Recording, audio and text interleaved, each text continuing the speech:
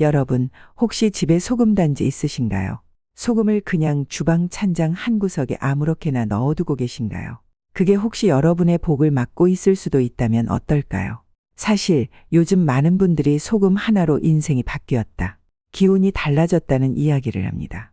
여러 사람들의 이야기를 들어보면 소금은 그저 소금이 아니구나 라는 것을 알 수 있습니다. 오늘은 여러분의 집안 분위기, 재물운, 건강운, 그리고 가족 간의 기운까지 바꿀 수 있는 소금단지에 대한 모든 것을 알려드립니다. 그리고 중요한 건 그 소금이 어디에 있느냐가 여러분의 운을 결정짓는 핵심이라는 사실이죠. 이제부터 차근차근 말씀드릴게요. 왜 하필 소금일까요? 우리 조상님들은 왜 그토록 소금을 소중히 여겼을까요? 단순히 음식 맛을 내기 위한 조미료여서일까요? 아닙니다. 소금은 예로부터 정화와 보호의 상징이었습니다. 장례식장을 다녀오고 나서 몸에 소금을 뿌리던 풍습 기억하시죠? 그건 단순한 미신이 아니라 몸에 묻었을지도 모를 나쁜 기운을 떨쳐내는 행위였던 거예요. 사실 전 세계적으로 소금은 신성한 물질로 여겨졌습니다. 고대 로마에서는 병사들에게 급여 대신 소금을 지급했고, 그것이 샐러리라는 영어 단어의 어원이 되었을 정도죠. 우리나라에서는 소금을 소금이라 불렀는데요. 소처럼 귀하고 금처럼 귀한 물건이라는 의미도 있다고 전해집니다.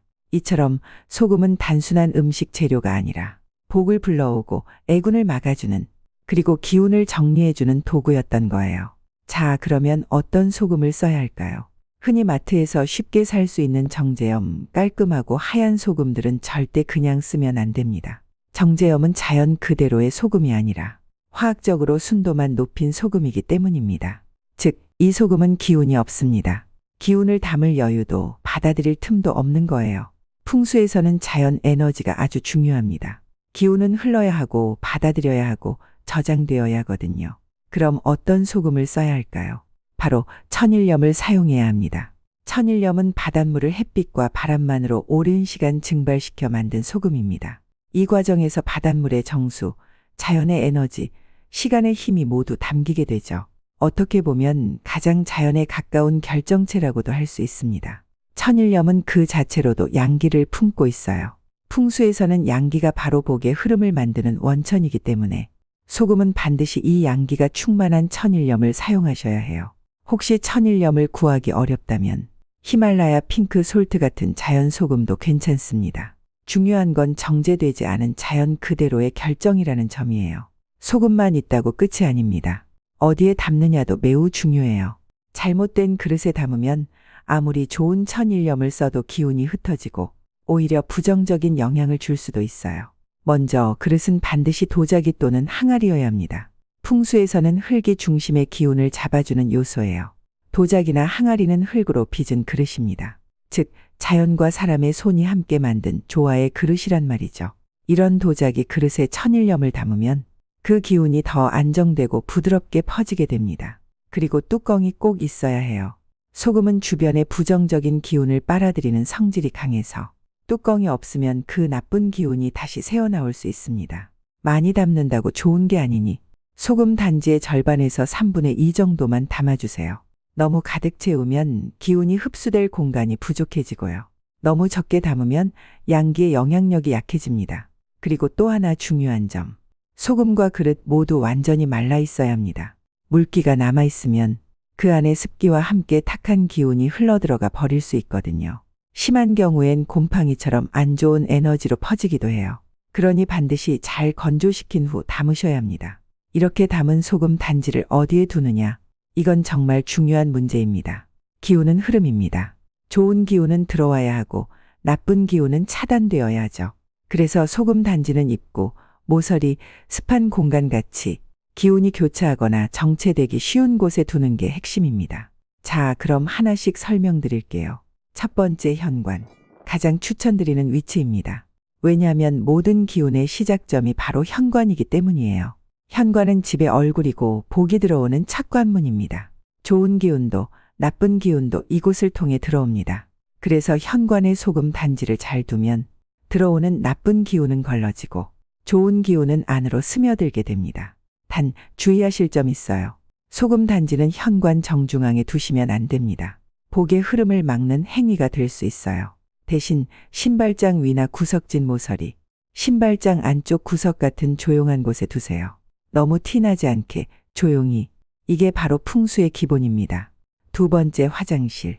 두 번째로 추천하는 공간은 화장실입니다.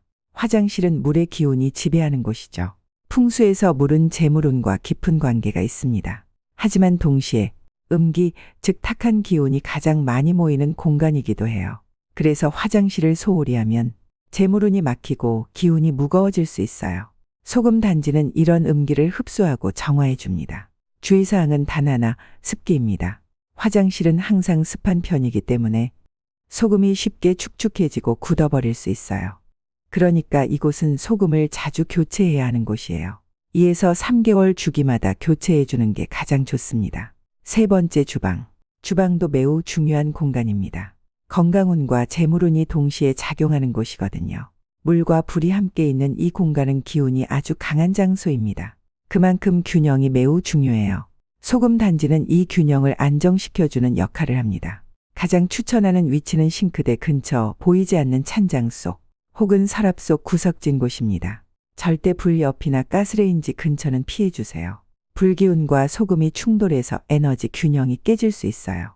자, 이번엔 반대로 조심하셔야 할 곳입니다. 소금 단지를 잘못된 위치에 두면 좋은 기운까지 빼앗기고 오히려 집안 분위기가 무거워질 수 있어요. 첫 번째, 침실. 가장 흔한 실수입니다. 많은 분들이 숙면을 위해 침실에도 소금을 둔다고 하세요. 하지만 그건 정말 큰 오해입니다. 침실은 몸과 마음이 쉬는 공간이에요. 아주 민감하고 섬세한 에너지가 흐르는 곳이죠. 그런데 소금은 강력한 정화 에너지를 가지고 있어서 나쁜 기운뿐만 아니라 좋은 기운도 함께 흡수할 수 있어요. 잠을 자도 개운하지 않고 감정이 예민해지고 심지어 가족 간의 갈등까지 생길 수 있습니다. 두 번째, 거실 탁자 위 또는 노출된 중심부. 거실은 가족이 함께하는 공간입니다. 기운의 중심이죠. 하지만 너무 드러난 곳에 소금을 두는 건 금물입니다. 복은 숨겨야 오래 갑니다. 소금 단지도 마찬가지예요. 탁자 위, 장식장 위처럼 눈에 잘 띄는 곳은 오히려 복의 흐름을 방해해요. 그리고 거실은 이미 양기가 가득한 곳이기 때문에 굳이 강한 소금의 기운을 더할 필요가 없습니다. 그럼 이렇게 사용했던 소금은 어떻게 처리해야 할까요? 이 부분 아주 중요합니다. 많은 분들이 아깝다고 다 쓴 소금을 요리에 다시 사용하거나 그냥 쓰레기통에 버리시기도 해요. 하지만 그건 절대로 안 됩니다. 겉보기엔 멀쩡해 보여도 이미 집안에 탁한 기운, 애군, 불운을 가득 머금고 있기 때문이에요. 절대 요리나 입에 들어가는 곳엔 사용하지 마세요. 물과 함께 흘려보내기, 변기, 배수구, 화장실 바닥에 뿌리고 물로 쓱 씻어내세요. 소금이 마지막까지 정화의 역할을 할 수 있게 도와주는 거예요. 혹은 가능하다면 화분, 땅, 강가 같은 곳에 묻어주세요. 자, 이제 집안 기운을 정리했으니 마지막으로 남은 건 내 몸의 기운이에요. 풍수에서는 집은 몸의 연장선이라고 봅니다.